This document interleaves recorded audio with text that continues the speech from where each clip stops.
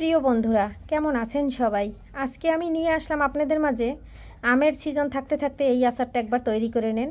একদম তেল ছাড়া ঝাল টক মিষ্টি আচার বানিয়ে নিয়েছি। আর এটা কিন্তু নর্মাল ফ্রিজে রেখে বছর জুড়ে খাওয়া যাবে। কোনো রোদের ঝামেলা ছাড়াই এই আচারটা কিন্তু সংরক্ষণ করে রাখা যাবে। এটা কিন্তু খালিও খাওয়া যাবে, যেভাবে খুশি সেভাবে খেতে পারবে। যারা আচার প্রেমিক তাদের জন্য কিন্তু একদম পারফেক্ট। নমস্কার বন্ধুরা, সবাই কেমন আছেন? আমি পাপড়ি চলে আসলাম পাপড়ি কিচেন অ্যান্ড ব্লগ থেকে। সবাইকে জানাচ্ছি অনেক অনেক ভালোবাসা। আমার প্রিয় বন্ধুরা সবাই কেমন আছেন? আমি কিন্তু ভীষণ ভালো আছি। আজকে আপনাদের মাঝে শেয়ার করব একটা আমের আচার, তবে এটা হবে ঝুরি আচার। ঝুরি আচারটার জন্য আমটা প্রথমে ধুয়ে নিচ্ছি। ধুয়ে তারপরে কিন্তু ভালো করে ছুলে নেব, আর আমের খোসা কিন্তু ফেলবো না।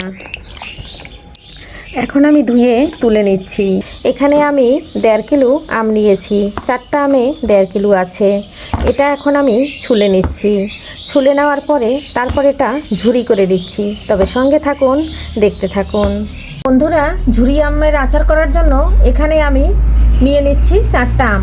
একদম ছুলে নিয়েছি। এখন আমি গ্রেটার করে নেব। তবে আমি আমগুলো একটু সরিয়ে নিচ্ছি, একটা একটা গ্রেট করে আপনাদের মাঝে শেয়ার করছি। এখানে আপনারা চাইলে ছোটোটাও নিতে পারেন, বড়টাও নিতে পারেন। আমি ছোটোটা দিয়ে করে নিচ্ছি, তাহলে খুব সুন্দর করে হয়ে যাবে। এই যে আমি সবগুলো করে নেব। একদম গ্রেটার করে নিয়েছি। আর এখানে ফ্রাই প্যান দিয়েছি, তেল ছাড়া কিন্তু এই আচারটা হবে। আমটা এখন দিয়ে দিলাম চুলার উপর। বন্ধুরা, এখানে দিয়ে দিলাম 2 চামচের মতো চিনি। চিনিটা দিয়ে একটু মিশিয়ে দিচ্ছি। আর আমরা সবাই জানি চিনিটা দিলে কিন্তু একটু জল বের হবে। আর এখানে চিনিটা দিয়ে দিয়েছি 2 চামচ। আর এখানে দেব 2 চামচের মতো খেজুরের গুড়।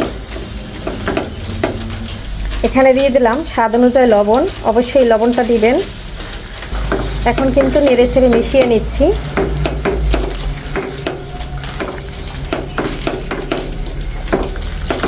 এটা কিন্তু হালকা টক ঝাল মিষ্টি আচার হবে, তবে তেল ছাড়া।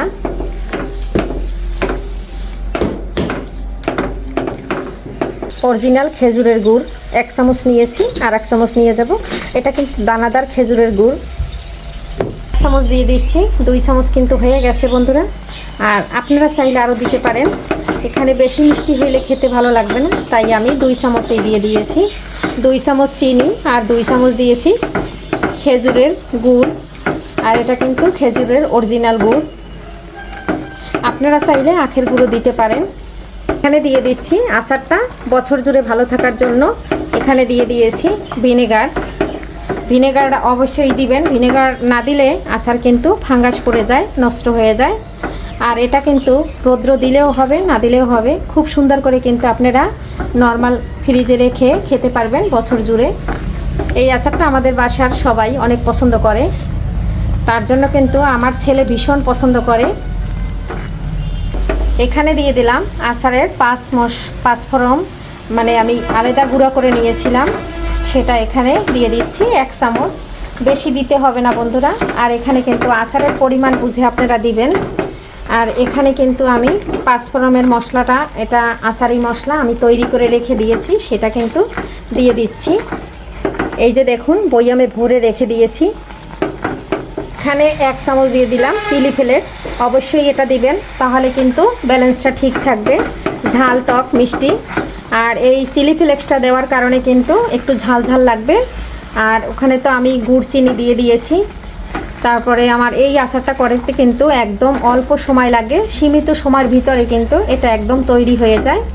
এখন নেড়ে চেড়ে খুব সুন্দর করে মিশিয়ে একদম নামিয়ে নিলে হয়ে গেল। কারণ আপনারা দেখবেন আচারটা যেন কোনোভাবে কোনো প্রকারে জল না থাকে। জল থাকলে কিন্তু আচারটা নষ্ট হয়ে যাবে। সব আচারে কিন্তু তেল দিতে হয় না, তেল ছাড়াও কিন্তু আচার তৈরি করে নেওয়া যায়। আর আমি কিন্তু আমার মতো করে আচার তৈরি করে নিয়েছি। আমার বন্ধুরা, আমার দিদি ভাইরা, দাদা ভাইরা, বন্ধুরা অনেক সুন্দর করে আচারের রেসিপিগুলো দিচ্ছে, দেখে আমি মুগ্ধ হয়ে যাচ্ছি। আর আমি আমার মতো করে দিচ্ছি বন্ধুরা, কারণ আমি অত সুন্দর করে পারছি না। বন্ধুরা, এখানে দিলাম একটু সামান্য গরম মশলার গুঁড়া। গরম মশলার গুঁড়াটা দিলে আরও টেস্টি হয় খেতে এই আচারটা। অবশ্যই আপনারা থাকলে দিবেন, না থাকলে অপশনালি নাও দিতে পারেন। তবে দেখতে খেতে কিন্তু দারুণ লাগে। আর এটা কিন্তু একদম নামানোর আগ মুহূর্তে দিতে হবে, আগে দেওয়া যাবে না। আর আমার আচারটা তো দেখে বুঝতেই পারছেন যে আমার আচারের ফিটনেসটা হয়ে গেছে, কত সুন্দর একদম হয়ে গেছে। আর এই যে বন্ধুরা, এখন আমি জালটা অফ করে দেব। আর এটা ঠান্ডা হইলে বয়ামে ভরে নিলেই একদম রেডি হয়ে যাবে পারফেক্টভাবে আমার আচার। বন্ধুরা তাহলে আচারটা ঠান্ডা হোক, তারপরে কিন্তু আমি একটা কাচের বয়ামে ভরে নিচ্ছি। আর এ পর্যন্ত আপনারা সঙ্গে থাকুন, সাথে থাকুন, স্কিপ করবেন না। সবাই একটা লাইক দিয়ে ভিডিওটি সম্পূর্ণ কন্টিনিউ করবেন। আশা করছি আমার ভিডিওগুলো আপনাদের কাছে ভীষণ ভালো লাগে। আপনাদের সুন্দর সুন্দর মন্তব্যের জন্য আমি ছুটে চলে আসি আর একটা ভিডিও তৈরি করার জন্য। তবে আপনারা ভিডিও দেখে খুব সুন্দর করে ছোট্ট করে একটা মন্তব্য রেখে যাবেন, যাতে আমি আরও নতুন কোনো ভিডিও বানানোর উৎসাহ পেয়ে থাকি। তাহলে আমি ছুটে চলে যাব আপনাদের মাঝে নতুন নতুন ভিডিও শেয়ার করার জন্য। এই পর্যায়ে চুলার জালটা অফ করে দিচ্ছি, একদম পারফেক্টভাবে হয়ে গেছে। তেল ছাড়া খুব সুন্দর করে ঝাল মিষ্টি আচার কিন্তু একদম রেডি হয়ে গেছে। আর এখানে কোনো প্রকারের তেল দিই নাই। এখন বাটিতে পরিবেশন করে নিচ্ছি। বন্ধুরা ফাইনালি কিন্তু একদম বেড়ে নিয়েছি। আর এটা কিন্তু নর্মাল ফ্রিজে রেখে দেব। তেল ছাড়া এরকম ঝুরি আমের আচার একবার বন্ধুরা বানিয়ে দেখুন, খেতে কিন্তু দুর্দান্ত হয়। এটা কিন্তু খালিয়েই খেয়ে নেওয়া যাবে, খেতে কিন্তু দারুণ লাগে, টক ঝাল মিষ্টি আচার। আর এটা কিন্তু সম্পূর্ণ তেল ছাড়া, এখানে কোনো প্রকারের জল তেল কিছুই নাই। আর এটা কিন্তু 1 বছর সংরক্ষণ করে রাখা যাবে, নষ্ট হবে না। তবে সবাই ভালো থাকুন। আজকের মতন এখানে বিদায় নিচ্ছি। সবাইকে জানাচ্ছি বাই বাই।